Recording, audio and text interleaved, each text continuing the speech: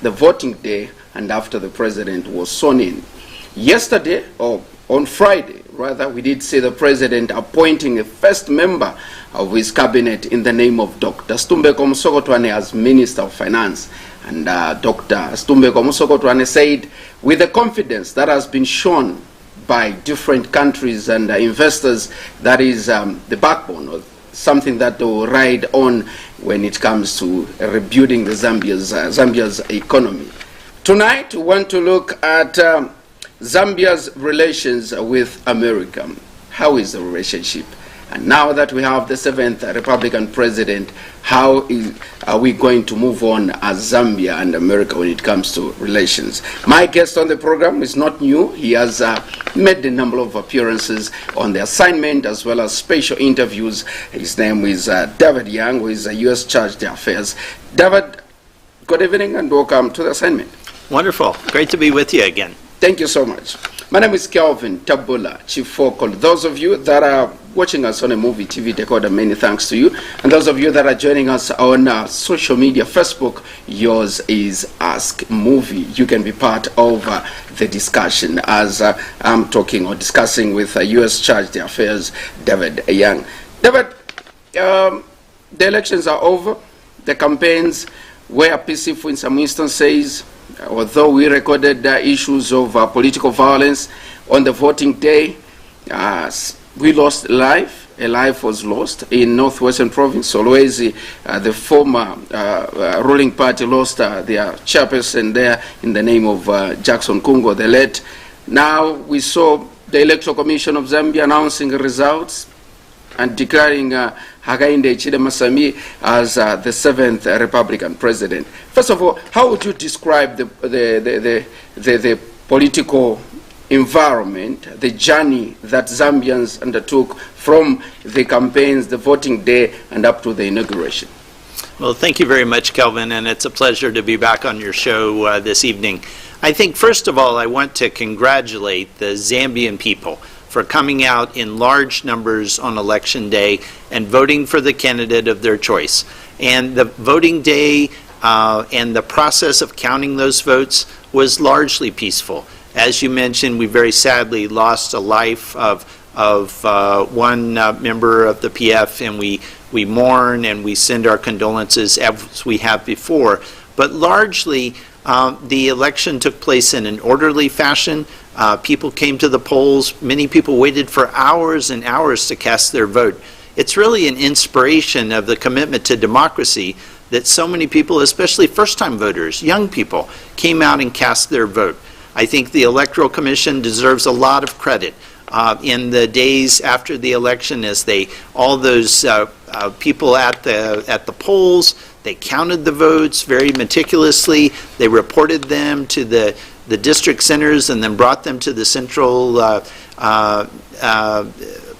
counting center at Mulungushi to count the votes, and they declared the winner. So the people got to express their views in the election, and that is to be commended. You have been in Zambia for some years now, and like you've mentioned that we saw people turning up in huge numbers. What do you think would have led to the atmosphere that we saw and the numbers that we saw of young people, the elderly, as well as the disabled, even the blind, for the first time also in huge numbers turning up to cast their vote? What do you think would have triggered what we saw on the 12th of August? Well, it's interesting, talking with the 7th Republican president, he talks about how the concerns about the economy were major concerns for a lot of voters, and also concerns about democracy and governance, I think he points to as another major factor. I think that a lot of young people that we've talked about have expressed interest in helping to revive the economy and create more prosperity and job opportunities for people going forward. So I think that was a major part of the motivation that brought people out in such big numbers. I think really, Zambia's, we have to give tremendous credit to Zambia for this vote, the free casting of the vote, the free counting of the vote, and the announcement, and then the peaceful transfer of power for a third time in Zambia's history. I think that's really extraordinary. Very few places throughout the continent have had this kind of a record of peaceful transfer of power from party to party in Zambia's history. And I think we need to recognize former President Lungu and salute him for that, because, you know, peacefully transferring power was a very important thing. It's part of Zambia's democratic heritage.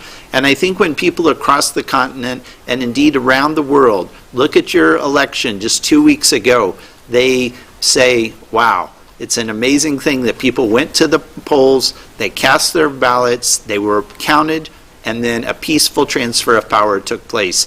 That shows the strength of Zambia's democracy. We had 16 presidential candidates, 16 political parties sponsoring their candidates. And day 2 of counting the votes, we saw those that stood, you know, conceding defeat and also congratulating now the president, even before the Electoral Commission of Zambia could have, you know, finished counting the votes. And others looked at it to say these were just jokers. They entered the elections ill-prepared, they were not prepared, and that is the reason why they are congratulating, someone who has not even been declared by the commission as a winner. How would you describe the behavior of the losing candidates, the 14, who started conceding defeat even before a winner was announced? Well, I would put the focus on the fact that the people voted, their votes were counted, it was a resounding victory, it was a big margin. And so I think some of the smaller candidates started to recognize the writing was on the wall from the early returns. But, you know, we all wanted to wait until the Electoral Commission was able to do its job. And I think they're bringing out those results through the night, through those days afterwards. They did it steadily and transparently and openly, announcing them at Mulungushi. And I think that was a very positive thing. And of course, waiting till the votes were actually counted and tallied and announced was what really needed to happen to make it official. We saw when the results were being announced, now the former ruling party cried foul and said the elections and the electoral process was not free and fair, and they accused the now ruling party of tampering with the work of the Electoral Commission of Zambia, and in some instances, some provinces, 3, southern, western, and northwestern, they said their members of staff were, abducted and were not there when the final results were being compiled. We have seen other organizations saying the election and the electoral process was free and fair. As America, I know that you had your observers, you had people on the ground. How would you describe the mixed reaction and feelings of others saying the elections were free and fair, and others saying they were not free and fair? Well, if you think back to our conversations that we've had before on your program, Kelvin, I think we could go back to rewind and focus on the fact that the United States was focused on wanting to see, like all Zambians, a free, fair, transparent, and peaceful election. And in the run-up through the campaign period into the election day itself, we have to admit that really sadly it was not a fair process. The incumbent advantages that were used through selective application of COVID regulations, the Public Order Act, some of those things, the different treatment of the press and cotters, those were concerning things, and we can't forget those. Those were very concerning things, and frankly, I think for the new government of the 7th Republican president, it's very important to address those key things. The Public Order Act, we believe, needs to be changed or done away with. That's for Zambians to decide, but it's been used in a way that's been very worrisome. These regulations that only affect one side or the other, that's not fair. As we said on many occasions, press freedom is essential. That needs to be addressed. And frankly, I've been very encouraged. There have been some steps forward on press freedom, with Prime TV being able to open again, and other stations being able to practice their journalistic craft without harassment. That's been very positive. And I think one of the other issues we talked about in the run-up to the campaign, through the campaign period, was cotters. I'll come back to that in just a minute. I think that's something we should talk about. But if we look at that pre-electoral campaign period, it wasn't really fair. But when you look at the vote of voting day and the counting of the votes by ECZ, I think that was a fundamentally free process. People freely cast their votes, often with real dedication, standing in line for a long time, and then those votes were credibly counted. We had observers in the field. There was the parallel vote tabulation that took place by the Christian Churches Monitoring Group. There were domestic observers from embassies like ours. There were international observers, rather. There were domestic observers of many different groups spread throughout the countries. There were political party observers from UPND and PF at almost every polling place.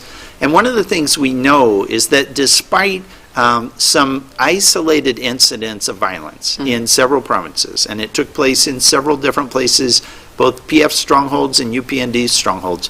Despite that, the record shows, and it's been documented by leading domestic observer groups, there were well over 90% of the polling units, polling stations, that had observers from the PF as well as UPND throughout the process. So there were observers on the scene that observed the counting of the votes in well over 90% of those polling units. When you look at that in context, it really shows that it was a freely cast and a credibly counted vote. So I think the Zambian people can have full confidence in those results. In addition, I would just say the parallel vote tabulation shows that the results that were announced by ECZ were very credible, they were spot on, and it's clear ECZ did its job there in the counting of votes very well. You've mentioned, or you've talked about things that, or some mistakes that were observed. You've talked about the Public Order Act, and you've talked about, the press freedom. And even the president, in his speech after being declared as a president, he talked about the free media, that you are going to operate freely, and you're going to cover even the opposition. Even when he started having meetings with diplomats, he said you can even engage the opposition, and also the press will be there to cover your meetings. But let's talk about the Public Order Act. The PF are now in the opposition. When they were in the opposition in 2009, 2010, they were campaigning and saying, when we form government, we are going to do away with the Public Order Act. When they formed government, they were there for 10 years.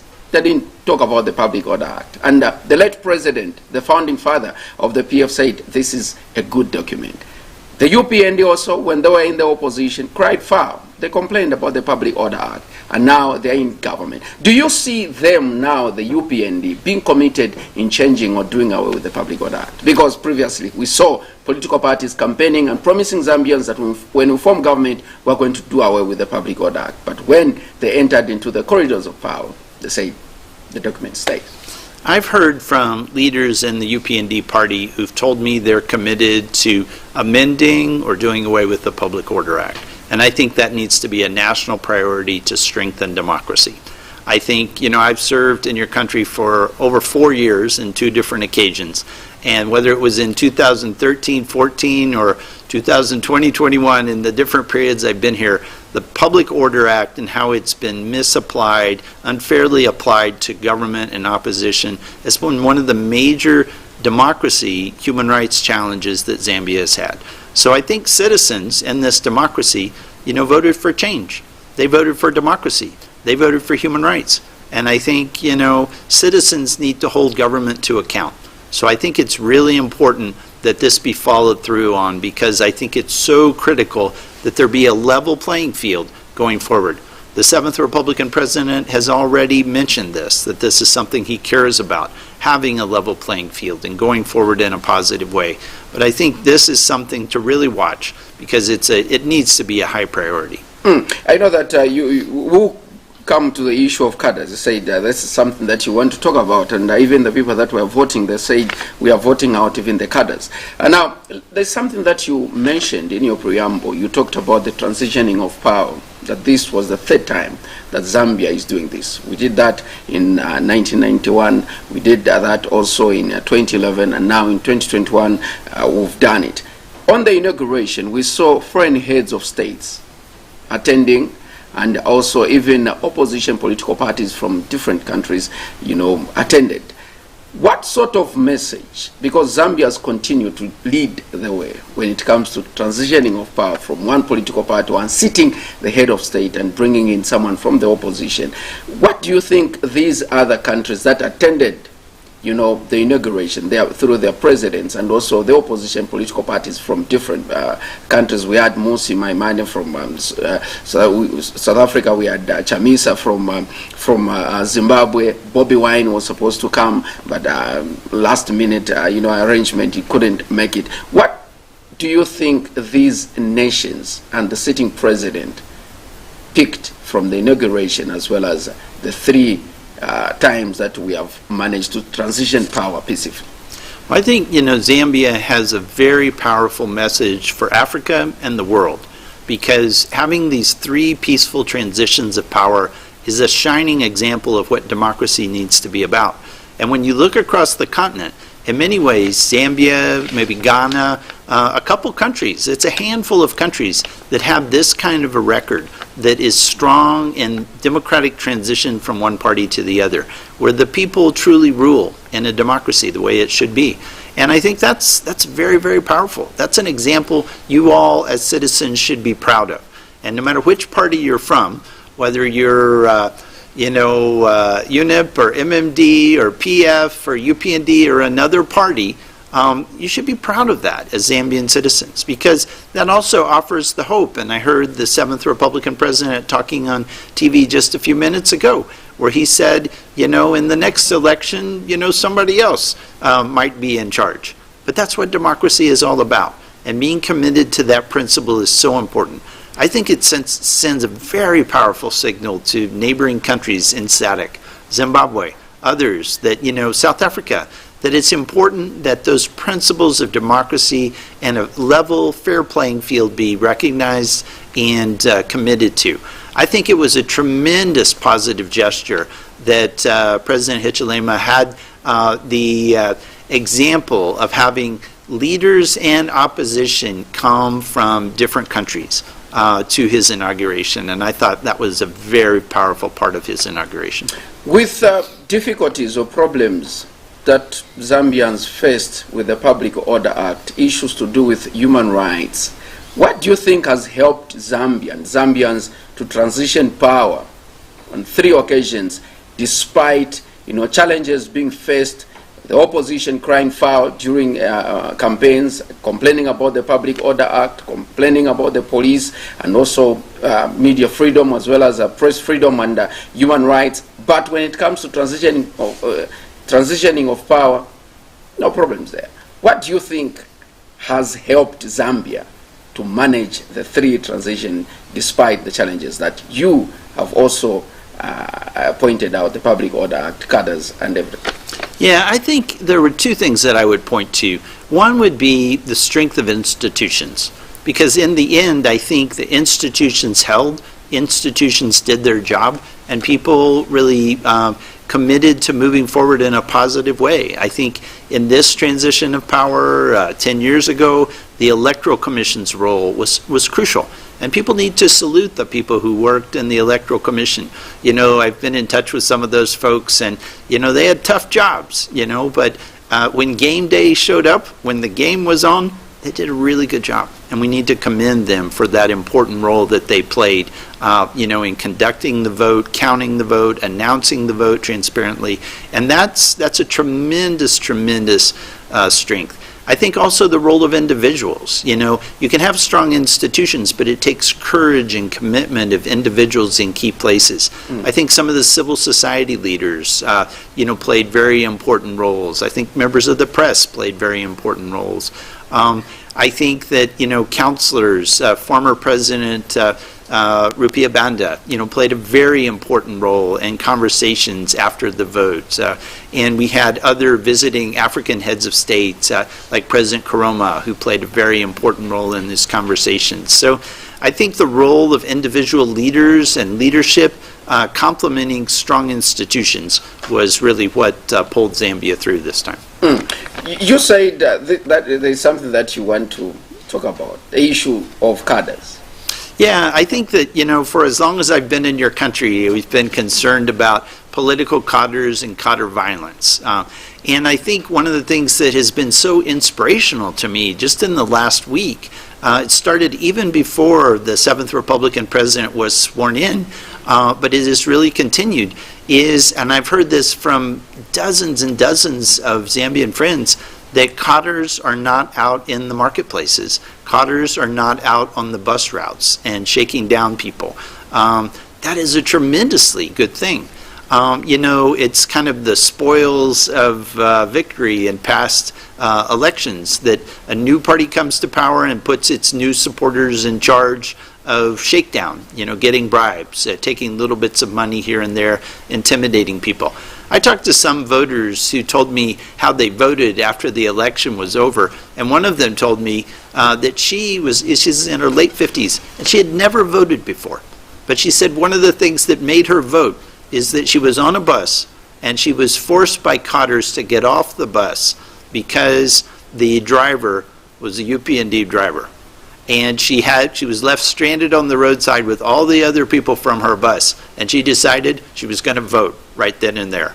So, I would say Cotter Violence is not good politics. So if there's one thing I would urge my friends of all parties in Zambia is to remember that thuggery, that kind of violence, that kind of intimidation, that's not good politics. People don't like that, and I think that was one of the things people responded to. So I think one of the lessons to take away, and I would say to my friends in UPND, my friends in PF, my friends in other parties, is remember some of the results and some of the lessons of this election. That a fair playing field, putting your message out there, giving a positive vision, energizing young people, those are the ways to win campaigns. And you need to communicate a positive vision and mobilize people around that vision. That's how you win elections. There is this saying in Zambia, and the feeling that cadres have not just come today. Cadres have been there. And they're also talking about misusing the term cadre, because a cadre should be someone who understands the ideologies and the philosophy of a political party that he or she subscribed to. Now, where are these political parties missing it? Because even up to now, the UPND have got cadres. And we are told that yesterday and today, we are told that cadres are back in stations, bus stations and markets, and they're collecting money. Where have they been missing it, these political parties, when it comes to taming their cadres and making sure that their cadres do understand the philosophy and the ideologies of their political parties? I think it's very important for the new government to follow up on its pledges and its commitments to crack down on cotters. I read a really interesting article over the weekend, I think it was in the Times of Zambia, that the new president wrote, it was published under his name, about who is a cotter, and had a very powerful description of one of the cotters who was a young man who'd come from a broken home, had not had good parenting, had not had a father figure in his life, and he didn't really have much hope. So he got into cotterism and the thuggery of it because he didn't have other good prospects. I think the new president has said, and his team has said, you need to give hope to these unemployed and underemployed young men especially, so that they have a positive future through jobs, through skills training, through opportunities to be able to live honestly and to have good jobs and contribute productively to society. I think that's one of the urgent challenges, because the economy is in crisis, and it's really important to create hope and prosperity and a path forward for young people so that people get on the right side of the law and don't start sliding back into these bad habits. One of the major challenges that, political parties, those that have formed government and those that are in the opposition have found themselves into, is that the economy is not doing fine. Issues of job creation, youth unemployment in this country are very, very high. What sort of commitment or help as America you are intending to give to Zambia or to this administration to make sure that the issues of youth unemployment is addressed, which is also going to trickle down and help the issue of Cotter violence? Well, thank you very much for that question, because I really want to talk to you about the United States engagement with the new government. We sent a presidential delegation, or rather President Biden, sent a presidential delegation from Washington that included the head of our U.S. Trade and Development Agency and our senior Africa director at the National Security Council and other staff from Washington as part of our delegation to signal that we are very committed to expanding our economic partnership and engagement with Zambia. We had a wonderful meeting with the delegation for 90 minutes with His Excellency, the new president, the night before his inauguration. We had an intense working dinner and meetings with the senior economic team. We've met with the new finance minister just before he was appointed. We've had wonderful engagements, and there is a strong commitment on behalf of the United States government to expand two-way trade and investment to our countries. I think the signals that we've seen already from the new finance minister of wanting to be open, to trade and investment, to create a more stable business environment, consistent economic regulations and macroeconomic policy, moving forward with the IMF. There's a lot of positive signals, and we have seen just in the strengthening of the Kwacha, in recent days. It shows enthusiasm. Investors are newly excited about coming to invest in Zambia, both domestic and international investors. I've met with people just in the past few days from major companies who are talking about major investments in Zambia that they're interested in doing now. So I think there is a tremendous sense of new optimism which is going to create opportunities for investors and trade back and forth, which the United States government is very excited to be a part of. We have a variety of U.S. agencies, including USTDA, the Trade and Development Agency, U.S. Agency for International Development, the Development Finance Corporation, our Department of Commerce, and many others that work to promote two-way trade and investment as part of what we call Prosper Africa. It's an interagency effort that looks to expand this two-way trade and investment, which I think is very exciting. We are already looking at some, I can't talk about specifics right now, but having new technical advisors in place, assistance in different areas, things that can be on the table because of some of the commitments we've seen already that are kind of new possibilities and new commitments. So there's a tremendous sense of optimism and hope with the Biden administration that there is a possibility to move forward on the shared economic prosperity agenda and the democracy and governance agenda. And that makes us very excited. You've talked about trade, you've talked about economic challenges, you've talked about investment. Now when you talk about investment, one who is watching the program will begin to ask questions. Okay, investment, and we've got different sectors.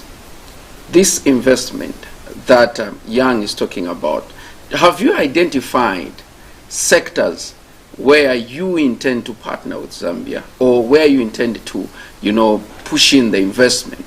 Have you identified sectors? Yeah, I mean, there's a lot of areas that we're excited about. Agriculture is one. We have some of the important U.S. companies that are already invest here, for example, John Deere and some others. We have some projects that can be scaled and increased and enlarged. We know from companies that have approached the embassy that the agriculture sector is an important one. For the mining sector and all the supply side, the supply chain connections that make the mining sector work. There is interest not only from U.S. companies, but companies from other countries. Increasingly, if you look at a mining company, for example, it may be headquartered in one country and the majority shareholders be from another country. So U.S. investors are very involved even in the mining sector, although a lot of the mining companies are headquartered in often different countries, whether Canada or Australia or others. But there's major interest in those fields, manufacturing, there's health. We have enormous health investments, as I know you know, to fight HIV/AIDS and the fight against COVID and malaria and tuberculosis. So there is a tremendous range of opportunities, and we're hearing interest from all wide variety of sectors. And particularly our Development Finance Corporation, which we brought one of our senior officials in for the inauguration to meet with the new economic team.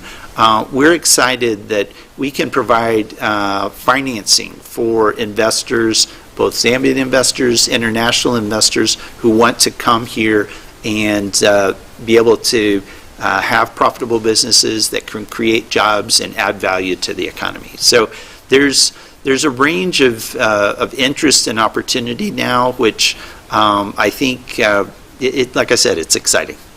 When you talk about the excitement and the confidence, one may ask that Zambia has been a friend to America for years. When you talk about the confidence and the excitement, are you telling us that the excitement has just come after the change of government, or the excitement has been there even with the past administration? Yeah, I mean, the excitement, my personal excitement of serving in Zambia has been here every single day that I have served here over the more than 4 years that I've been in your country. I think that the partnership we have is deep and broad. And I said this on many occasions when I've come on your program earlier, before the election.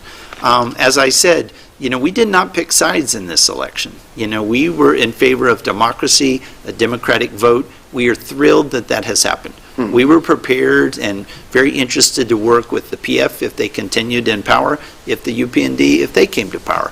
I think, there are different visions between the parties and different emphases. There are some of the things that have happened already that, as I said, we are excited about because some of these changes we haven't seen before. I think the increased focus looking at governance issues on press freedom, the movement against Cotters, those are two things we didn't see before, and we're very excited about that. I think the interest in engaging U.S. companies, signaling that there will be kind of fair and transparent rules of the game that will be articulated for companies so that no matter which country you come from, you'll have a fair shake, at a contract. I think that transparency and the signals that the 7th Republican president has said in his inaugural address, in his acceptance speech earlier, the week before, I think that sent some very positive signals to us that get us very excited, because having more transparency, a deeper commitment to good governance, those things are very, very important. Zambia has a huge challenge with its big debt load, to international creditors. I think one of the challenges is that we haven't had good transparency. We haven't had visibility on where that debt is, what's the extent of that debt, what are the terms of that debt. And the government has talked about how they want to have more openness, transparency, shine the light of day on those kind of things. That helps build investor confidence. And I think one of the things you're seeing with investors is this commitment to openness and transparency and consistency of regulations to take a long-term view that's what's very exciting. So I would say that the friendship, the partnership, it's been there, it's always going to be there, no matter which government is in power, but the excitement of these particular emphases of the new government give us new areas to deepen our economic partnership. You've talked about the economy and investment. On Friday, the president talked about the date, and he talked about that we've inherited a government that has got empty coffers. And equally, the Minister of Finance talked about the empty coffers that we have, and he talked about that there will be some changes in the way we are going to handle the economy. What sort of advice, or how is the picture looking at with the revelation that the President and the Minister of Finance mentioned to say we have empty coffers? Are they going to be able to attend and fulfill the promises that they made to Zambian people with empty coffers? I think it's important to be honest with the Zambian people. I think President Hichilema has a very powerful mandate. He got a very powerful mandate on his first round victory in the election. But I think it's important to be honest. And I think the level of indebtedness, the level of challenges, the tough environment that's compounded by COVID makes it challenging right now. And so it doesn't help to give people an artificially, inflated view of how nice and rosy it is, that it's all solved now. It's not. It's like there needs to be realism to bring about the change. The one thing I would just say to Zambian citizens and voters is realize that when you have great challenges, particularly on the economy, it takes a while to dig out of a hole. It doesn't happen overnight. It's not an instant change. And in some ways, it's a little bit like going to the doctor. You need to take your medicine before you get better. And I think that there will be some short-term economic pain to pave the way for improvements in the economy medium long-term. An economic vision of change shows that that is necessary in many countries when you're digging out of a heavy debt hole. I think that, it's been widely reported in the press that Zambia has been in negotiations with the IMF for quite some time. Mm-hmm. And, I know the president, the minister have already mentioned that there can be movement forward. They're hopeful, optimistic in a relatively short time. I think that engaging with the IMF can be very helpful, and it's a very positive step for Zambia to move forward, to be able to get the resources, to marry that up with some of the changes that need to take place, to move forward to a sustainable path to paying off the debt, investing in the people so you can lift the economy and lift prosperity for all Zambians. We appreciate that economic vision and are excited to partner in that. But, it's not an easy path going forward, and it's not going to be, we say, a bed of roses. It's not a piece of cake. This is a tough time economically. The previous government and other successive administrations, issues to do with mismanagement and misuse of funds, donor funds, has been at the center. And we did see some donors, freezing their donations to Zambia because of the mismanagement and misappropriation of funds. The issues of investment and the confidence that you've talked about the meetings that you had with the president and also the now Minister of Finance. Have you put in some measures or some demands to the new administration to say, we are going to help you as America? Or there are some companies that want to invest in this country and other donors that would like to help you because your economy is not doing fine. Have you identified the challenges and have you communicated these challenges of when it comes to issues of misuse of funds and misappropriation of funds in this country? Well, I think the United States has been clear consistently that we want to make sure that our donations, our assistance dollars are used well, and they're used transparently and used for the intended purposes that they're sent for. We spend a lot of time focusing on our health cooperation, for example, to take an example, because as I think you know, Kelvin, we give more than $400 million a year for our PEPFAR program to fight HIV/AIDS. And Zambia has made tremendous progress towards epidemic control in our cooperation together. I think that we are always watching to make sure that those funds are used appropriately, and we continue to do that. We've heard reports of different things that need to be looked at very carefully with some of our health programs and others. We're going to continue to keep following up on that. I must confess, in these initial days, we haven't had specific conversations with the new government. There's a lot to talk about, and there's been only a few days. They have a lot on their plate right now, of course, with the naming of new cabinet, some of these changes that were just announced tonight with security officials. So there's a lot that the new president and the new government are focused on. But rest assured that we are focused on making sure there's transparency and good use of these funds, because these are the funds of the American people. These are our taxpayer funds that we donate in cooperation and partnership to Zambia. So we want to make sure these funds are used well.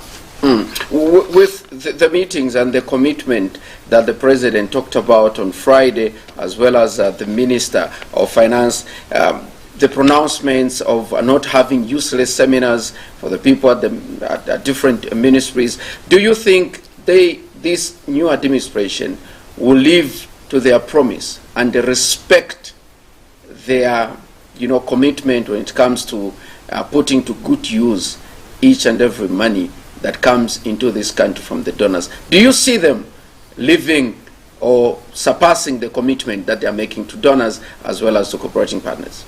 Well, I must say I like what I've been hearing the last few days, requiring public servants to look carefully at when you need to go on a trip and, flying coach rather than business class, those kinds of things, the thrift and frugality of that's what we have in our system too. I think that's really positive. I fly coach when I fly around on government business. I think those are positive things.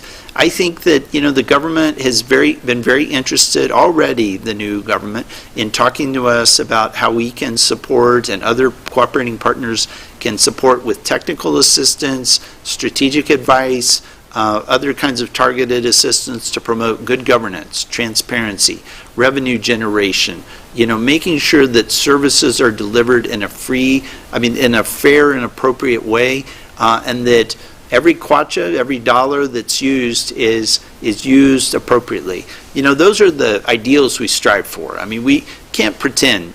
Corruption is a horrific problem here. Corruption around the world is a horrific problem.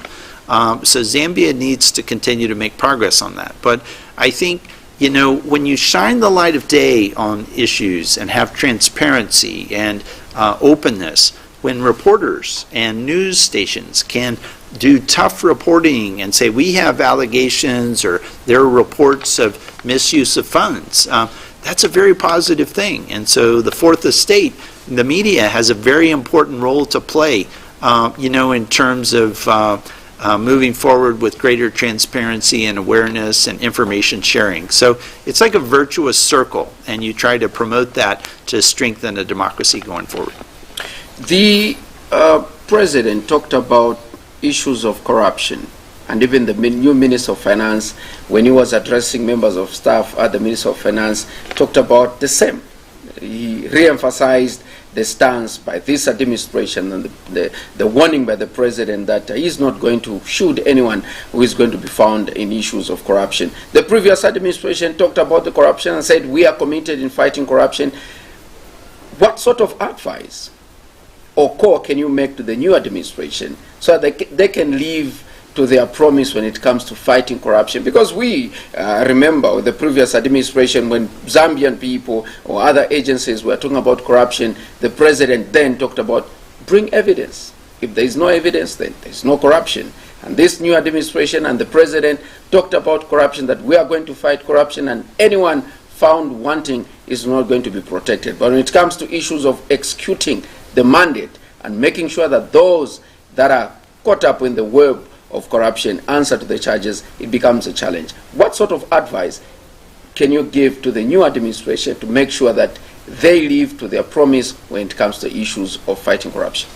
I think some of these initial signals that have already taken place about the institutions that are empowered to fight corruption and giving them signals that they will be allowed to do their business and pursue their mandates, whether the Anti-Corruption Commission, the Drug Enforcement Commission, the other institutions that go against illegal use of funds or misuse of funds. I think, empowering the courts and inspectors, to look at this. I think those are very, very positive things. I think the people hunger for that. I think people, I've heard many citizens tell me that they want to make sure their money is used well.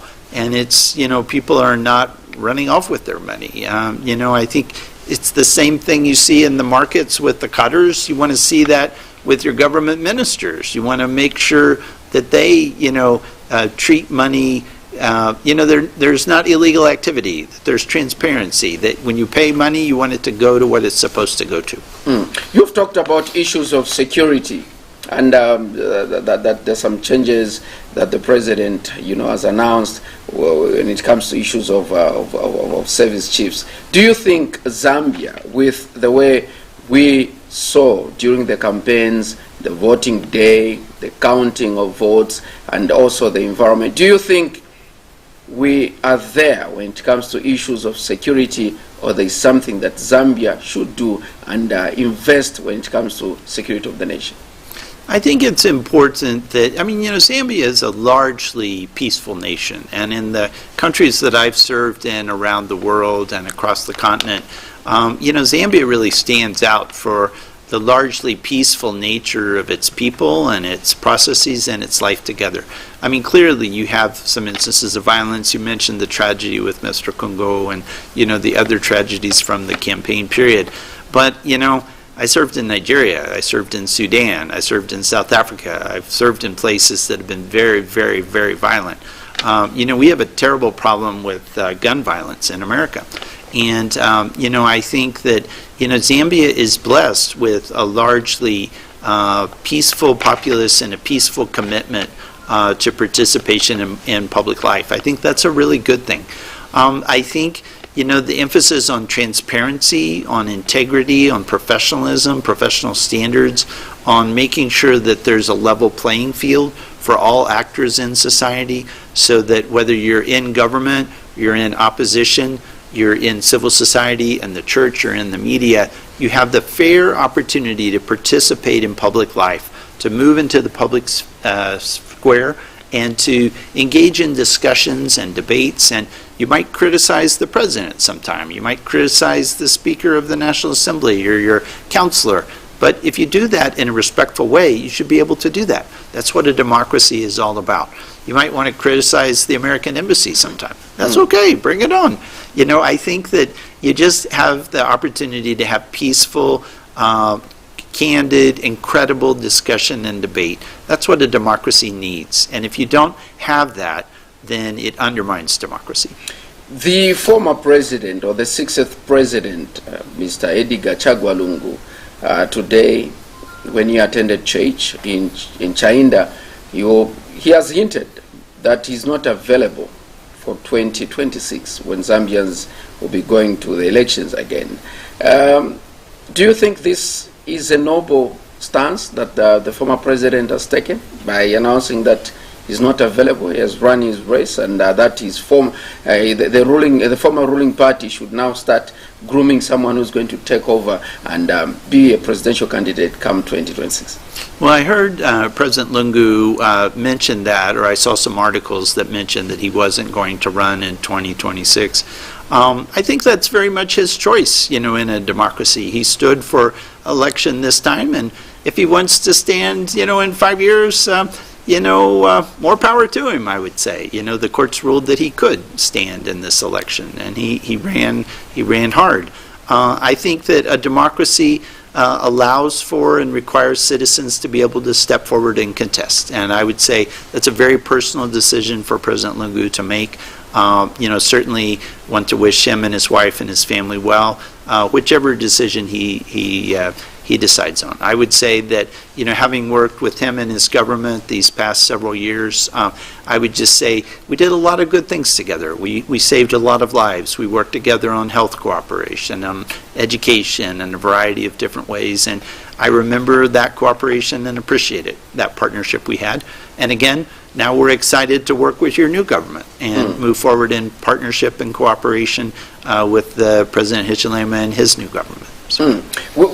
For a party in government to work, and even the president talked about it, that now we want the opposition to be offering checks and balances. Where we are going wrong, they should be there to offer checks and balances and criticize us when we go wrong. Do you see now that the UPN, they have now formed government, they are the ruling party? Do you see the opposition offering, sound, credible checks and balances? Well, I think every democracy needs a strong opposition. You need checks and balances. You need opposition to step forward and raise concerns and have a part of the critique and the democratic debate. And I think and I hope that my friends in the PF who've been elected to the National Assembly and other positions, that they will speak out and they'll participate in this democratic dialogue in the country.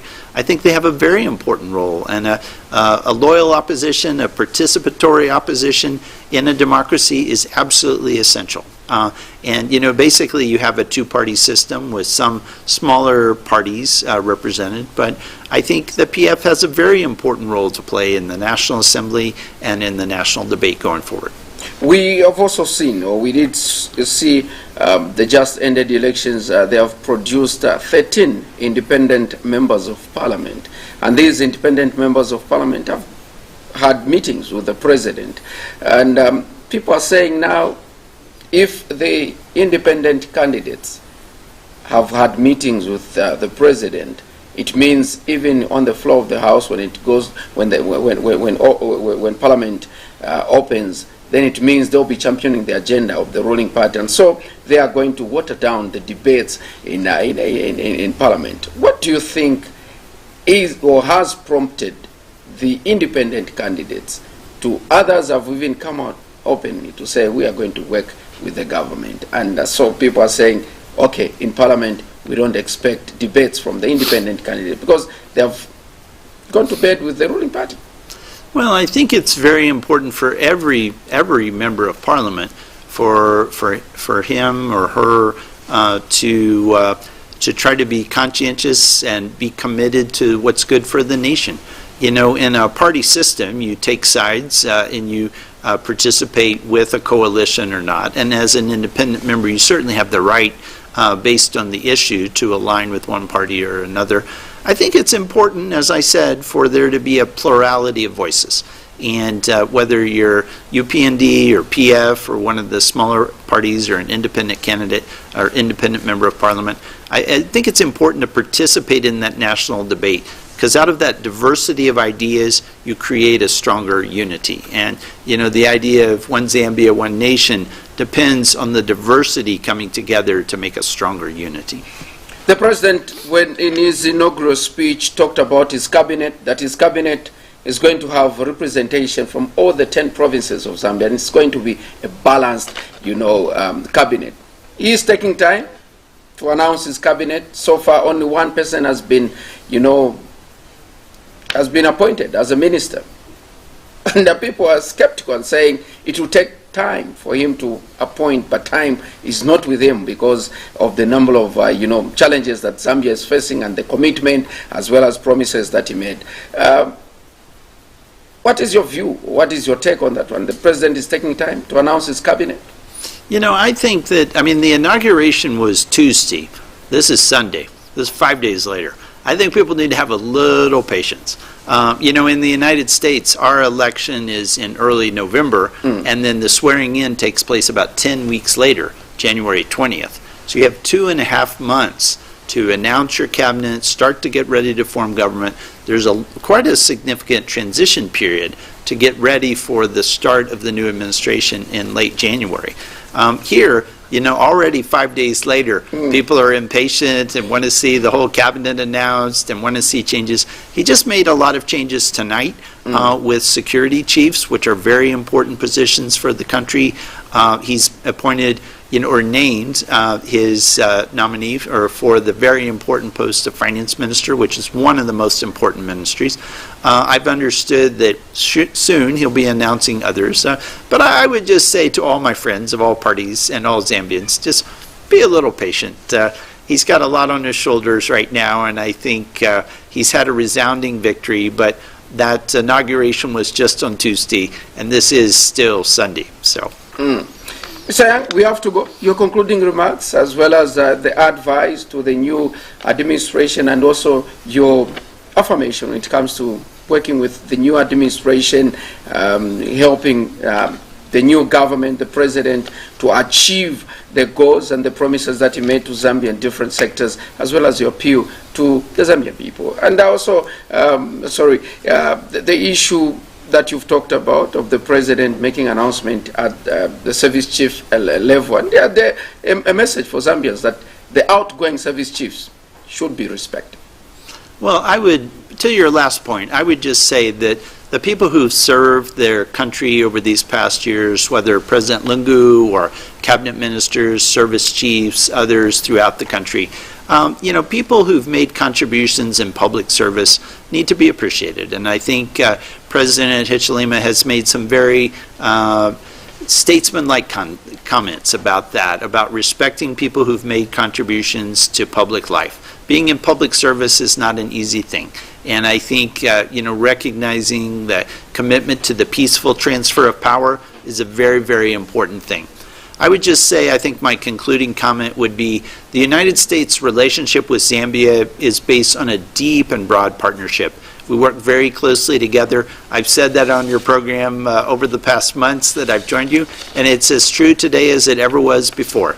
We are committed to more than $500 million in assistance that we are going to commit together to work to build the health systems and fight health challenges and education, support agriculture, moving into some new areas now of promoting economic prosperity and job training. So we can go into some exciting new areas. But I can guarantee you that President Biden is very excited to engage the government of President Hichilema, and our partnership together moving forward between the United States and Zambia is a partnership that's deep and broad, and we will go forward as friends into the future. Thank you so much, David Young, for making an appearance on the assignment. Thanks, Kelvin. And I hope to see you soon as we continue to engage each other. Thanks. This has been the assignment on the channel of Choice Movie Television.